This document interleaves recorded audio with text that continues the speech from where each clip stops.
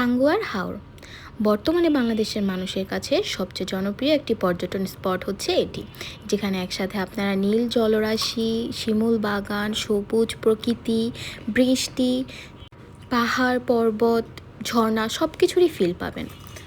So আজকে আমি share করব আমার 2 দিন 1 রাতে টাঙ্গুয়ার হাওরের ভ্রমণ গল্প। আসসালামু আলাইকুম এভরিওয়ান। ভ্রমণের প্রথমেই শুরু করলাম আমি আমার বাস জার্নি থেকে। আমাদের পথে বিরতি দিয়েছিল জান্নাত হোটেলে, সেখানে আমরা খিচুড়ি খেয়েছিলাম এবং মেনশন করার মতো তাদের চাটা মজা ছিল। শুরুতে বলে রাখি, আমাদের পৌঁছাতে অ্যারাউন্ড 15 ঘন্টার মতো সময় লেগে গিয়েছিল। আবদুল্লাপুর থেকে আমরা রাত 8:15-তে জার্নি শুরু করি এবং আমাদের পৌঁছাতে প্রায় 11:30 বেজে গিয়েছিল। তো আমরা পৌঁছানোর আগে আমাদের বোট ছেড়ে দিয়েছিল, তো আমরা অন্য ঘাট থেকে দেন বোটে উঠি। বোটে ওঠার পরে আমাদেরকে ওয়েলকাম ড্রিঙ্ক সার্ভ করা হয়।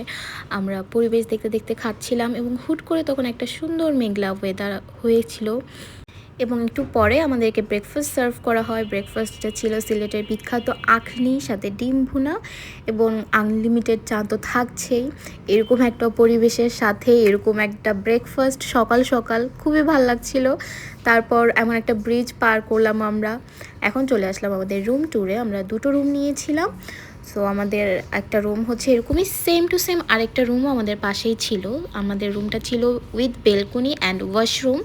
বেলকনি সাইডটা ছিল এটা, এখানে একটা বেড ছিল, আয়না ছিল, দেন ওয়াশরুমটাও মিনিমাল একটা ওয়াশরুম তারা আমাদেরকে দিয়েছিল, বাট রুমের স্পেসটা কিন্তু একটু ছোট ছিল। দেন আমাদের একটু পরে আমাদেরকে আম কেটে দিল। দেন হচ্ছে আমরা ভিউ দেখতে দেখতে আরেকবার চা খেলাম। তারপর আমরা চলে আসলাম শিমুল বাগানে, আমাদের প্রথম স্পট। তো ওখানে ঢুকতে আমাদের প্রবেশ মূল্য 50 টাকা করে লাগবে। আমরা দিয়ে ঢুকলাম।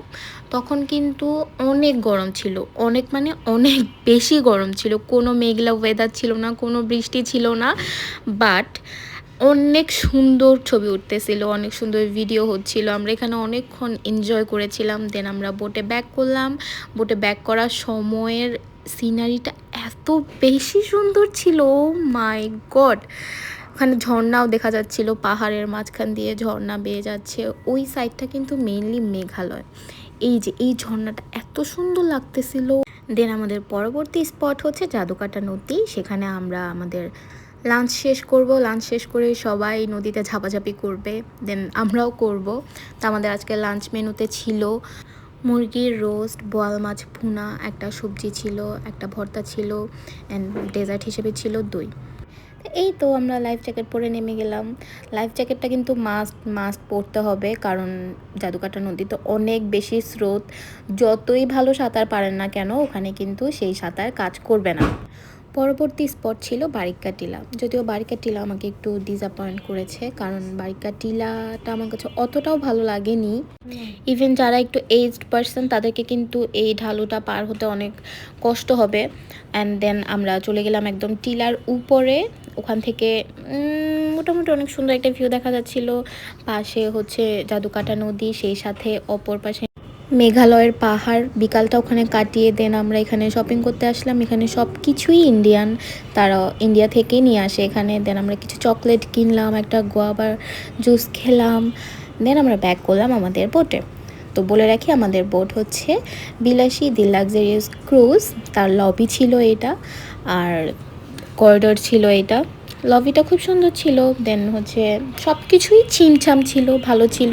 বাট তাদের বেস্ট পার্ট ছিল হচ্ছে তাদের ছাদটা, যেখানে হচ্ছে আমরা এখন বসে বসে সবাই মিলে আড্ডা দিচ্ছিলাম, জ্যোৎস্না দেখছিলাম, তার সাথে হচ্ছে চা খাচ্ছিলাম। লাইক জাস্ট ভাবা যায় যে এত সুন্দর একটা মোমেন্ট আমরা ওখানে ক্রিয়েট করেছিলাম। ইভেন ওই মোমেন্টটুকুই ছিল আমাদের ট্যুরের বেস্ট পার্ট। তো এটা বলতে বলতে আমরা টেকের ঘাটে চলে আসলাম। আমাদের রাতে আজকে এখানে নাইট স্টে হবে এবং সাথে ছিল স্পেশাল ডিনার, হাঁস ভুনা, মাছ ভর্তা, সবজি, ডাল, salad. So good morning everyone. Tanguar Haor থেকে সবাইকে জানাই শুভ সকাল। সকাল সকাল একদম ভোর 5টা বাজে আমরা রেডি হয়ে চলে গেলাম লাকমা ছড়াতে। আমরা আসার আগে বোট থেকে আমাদেরকে চা বিস্কিট প্রোভাইড করা হয়েছিল। দেন আমরা লাকমা ছড়াতে আসলাম। তখন যেহেতু আমরা ভোরের দিকে এসেছিলাম, সো মানুষ কম ছিল। দেন মেঘালয়ের বিএসএফগুলোকে আমরা ক্লোজ করে দেখতেছিলাম, তারাও মাত্র ঘুম থেকে উঠে ফ্রেশ হচ্ছিল।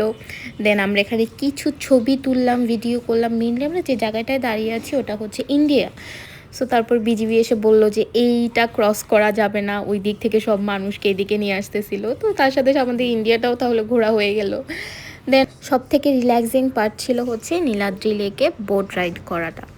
এটা এত বেশি রিল্যাক্সিং ছিল, তখন রোদ উঠবে উঠবে ওরকম একটা মুভমেন্ট, দেন নীলাদ্রির নীল সবুজ পানি, সাথে একটা পাহাড় ভিউ, মনে হবে না যে আমি বাংলাদেশে আছি। আর অবশ্যই বোট রাইড করার সময় আপনারা একটু দামাদামি করে নেবেন, কারণ তারা অনেক বেশি চায়, বাট দামাদামি করলে আপনারা রিজনেবলে যেতে পারবেন। তারপরে আমরা বোটে ব্যাক করলাম, ব্যাক করার পর আমাদেরকে নাস্তা দিয়ে দিল।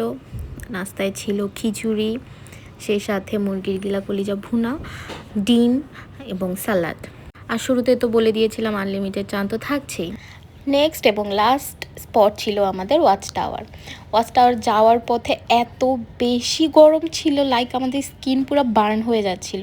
আমরা আমাদের মেন বোট থেকে ছোট একটা বোটে শিফট হয়ে সেখান থেকে আমরা যাচ্ছি ওয়াচ টাওয়ারে। আরেকটা টিপস হলো, ছাতাটা অবশ্যই ক্যারি করা উচিত এবং ছোট নৌকায় ওঠার আগে আপনাদেরকে অবশ্যই একটু দামাদামি করে ওঠা উচিত। পথে বলতে বলতে চলে আসলাম ওয়াচ টাওয়ারে, এবং ওয়াচ টাওয়ার থেকে ব্যাকও করে ফেললাম, কারণ এখানে বেশিক্ষণ থাকা যাচ্ছিলই না, এতটা গরম ছিল। ব্যাক করার একটু পরে আমাদের শেষ লাঞ্চটা দিয়ে দেওয়া হলো। সেখানে ছিল রোস্ট, দেন ছোট একটা মাছের চচ্চড়ি, করলা ভাজি, ডাল, সালাদ। এত সুন্দর একটা ভিউ দেখতে দেখতে আমাদের টাঙ্গুয়ার হাওরে শেষ লাঞ্চটা করে নিলাম, এবং শেষে ছিল মিষ্টি, এবং বিকালের নাস্তাটাও আমাদেরকে দিয়ে দিয়েছিল। টুক করে আমাদের টাঙ্গুয়ার হাওর ভ্রমণটাও শেষ হয়ে গেল, রাত হয়ে গেল, ঘাটে নামিয়ে দিল। দেন আমরা হচ্ছে রাতের বাসে রওনা দিলাম ঢাকার উদ্দেশ্যে। এটা ছিল আমাদের মার্সিডিজ বেঞ্জের একটা স্লিপার বাস। আসার সময় আমাদের খুব একটা টাইম লাগেনি। যাত্রা বিরতি ছিল আমাদের পানশিতে, সেখানে আমরা খিচুড়ি খেয়েছিলাম, চা খেয়েছিলাম, পরোটা খেয়েছিলাম, বাট সাইডলি কোনো কিছুই আমাদের অতটা ভালো লাগেনি। সো